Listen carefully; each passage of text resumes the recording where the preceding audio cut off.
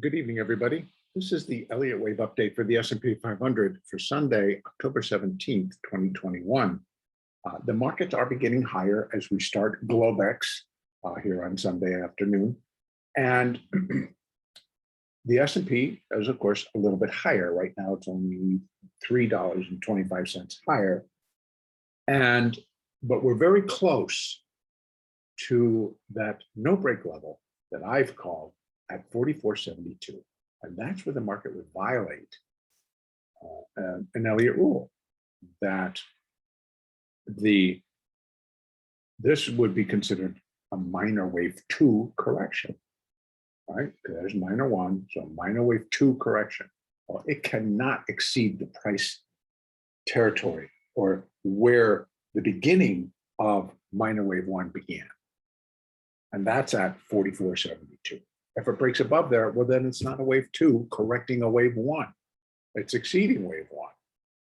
So, but I'm sitting on what I think could be a top. But now I'm just going to relate it to market sentiment and other things that are going on at the same time. We are walking into third quarter earnings. And what we have coming up, we've got Apple, we've got Amazon, we've got Chipotle, we've got PayPal, Facebook, Google, Intel, Microsoft, NVIDIA, Netflix, Tesla, etc. We've got all these titans of tech coming to report earnings. Do I expect this market to start to really move substantially lower while we await those earnings? Not until we hear from one of them.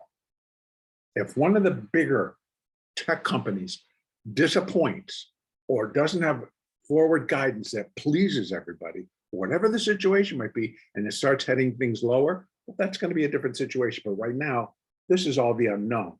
So I think the bias remains to the upside. They will rule in, or they will err in favor of buying versus selling. So having said that, that doesn't mean we won't correct. So at best, if we're finishing what I'm labeling, right? Wave C consists of 5 waves. Here's wave 1 of C, wave 2 of C. Now I've labeled this as wave 3 of C and this point as wave 4 of C. So in other words, wave 3 of C completed at 4,449. Wave 4 of C completed at 4,436. That puts us in wave 5. That projects higher. And we're sitting right below that 472 level, 4,472 level. And we've gotten up to 469.50 tonight, in the start of Globex. So we're right below that thing. So for me, I have to consider that it's going to break. But sitting right above it, I have where wave C would be equal in length to wave A, which is a common point at 4,478.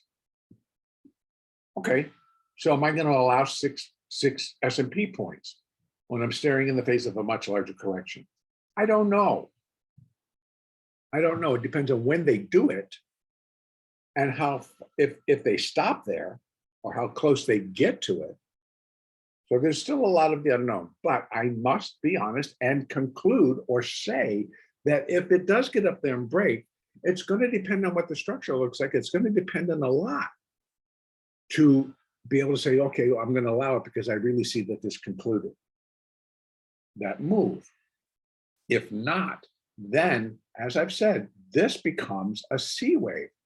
So this becomes A, B, and C. And of what degree I will work out, but that's the point. So then what we're really dealing with is an A, a B, and a C wave up, but it's still going to possibly form an irregular. But it allows that B wave in its entirety to go above that level and not worry. And in fact, it could break to a new all-time high above 45.49. So it can get above 45.50, let's say, and still be corrective. So, but right now, we'd have to change it, and this would have to be a an ABC for an A wave on a little bit larger degree. And now this is the B wave of that little bit larger degree. But a B wave can go irregular. So in other words, it can go and break above that high and still come crashing down. But let's not get in front of ourselves. This market, again, what I would have to do is I could pull that 3 up to here, that this is just completing 3 of C. And then we get a 4 and then a 5. Or I take this, got to take this down. You know, it just really depends on what the market is going to tell us. But right now, if I had to label this a 5, this market would have to drop. If I'm not labeling it a 5, then I would expect additional rallies. And because we're just entering into additional earnings, which just began last Thursday, then there's a lot of hesitation to start taking this market lower right now. So unless it's jerked lower by some something that comes out in the news or some number or something that just truly throws everything else behind, then yeah, I could see that the market was going to hold and continue to trade off of what they hear in the news. Okay, so we do have resistance at 44.72 to 44.78. Above that level, we then get to 45.15. So really between this 44.80, I don't find too much because we have to go too far left. We're starting to break. So if I go out onto my 4-hour chart, I likely will come up with some additional levels. So, well, this isn't going to get to agree with me. There you go. So above that, we have additional resistance, price resistance at 44.78, which is right there. And that actually goes with the previous, well, several 4s ago. And then I have additional resistance at 45.09, and we have it at 45.15. Then I have it at 45.29. Then I have it at 45.48, and then ultimately right there. So 45.48, you know, here. 45.39, the next one is new highs. Then we're looking at 45.77, 45.91, and on and on. So we're back to actually having to include potential for a run to the 4,600 level and still be corrective. I mean, people can call this whatever they want. In my mind, it is not bullish. In my mind, this may seem bullish, but it's a B wave. So you can be as bullish as you want. And yes, it'll be very tradable to the upside if it starts to break. So don't get me wrong, but I'm not looking for this thing to just keep sailing and sailing and sailing and sailing because of whatever. That I'm not. I do not put fundamentals or the news. The news is going to cause the move, but I'm just looking at straight Fibonacci and structure. Is that possible? 46.38? Yes, it is possible. Am I going to look for it? If it should occur and we start breaking, yeah, I will. But right now, this is where we are. We got all this in front of us. So the market's got to do the proving, not me. But I'm just telling you, these are the levels. That's based on Fibonacci, and those are based on relationships sitting here. We can change this so that all of this fits. But right now, I'm just dealing with this move. And so for tomorrow, we're going to see where we end up. If this is going to be a 3, we just get a 4, and it doesn't start to break below 44.42. We then, these levels have been broken, so they now become support. Those are going to help. I'm on a 4-hour chart. The 200 sits at 4,400 basically. Let me drop that down to the hourly, and let's take another look.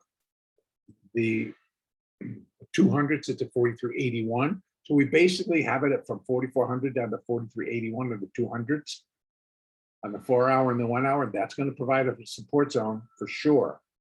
But a break will start to really build a very much stronger picture. The earnings, done, who cares? they're breaking. And then I really would be looking for a low below 43.17. Now, what could go against that is we have seen a nice increase in volatility. And so that volatility should play to both sides. At the moment, the buy volatility has not really flipped. We're seeing some of it, here, but they're quick, and then it's replaced, and it's quick, and it's replaced. And then we get that follow through. It's quick, but it's replaced. It's quick, but it's get to replace. The same thing had happened here, and it goes and zips right beyond all of this. But breaking down, if it shifts, then the volatility to the downside will continue to produce good upside moves. But as it starts to break here, then also it's basically telling us the intraday trend has changed. And now we're the sellers are back in control. And that's all that I'm going to be looking at. Okay, I've got to leave it there because I don't want this to go on forever, although I could talk forever. So tomorrow, we have to follow what the market tells us. We have our moving averages, continue to use them. You can take them down all the way to your very near-term charts, continue to use them. Let me take a quick review. As we're sitting here, we see these are still very lined up to go up. They're now just now in the 30-minute breaking below the 30-minute 8. We have the 30-minute 20 at 43.58. Now, and then the 50 at 43. So we still, again, 30-minute to the hourly, yeah, about the same place. So we're still sitting pretty good in terms of, I don't think we're going to really start to collapse. Let me go down to the 15-minute. That also, but we now just broke below the 20 and we grabbed it back and we're sitting right at it basically right now.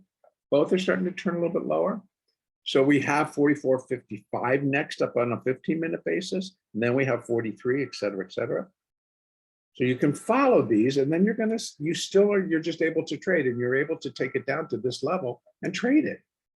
This is looking pretty good. On a 5-minute chart, yeah, this is worth a sell. We started to break below those moving averages. Yep, I'll sell it there. Look what you get.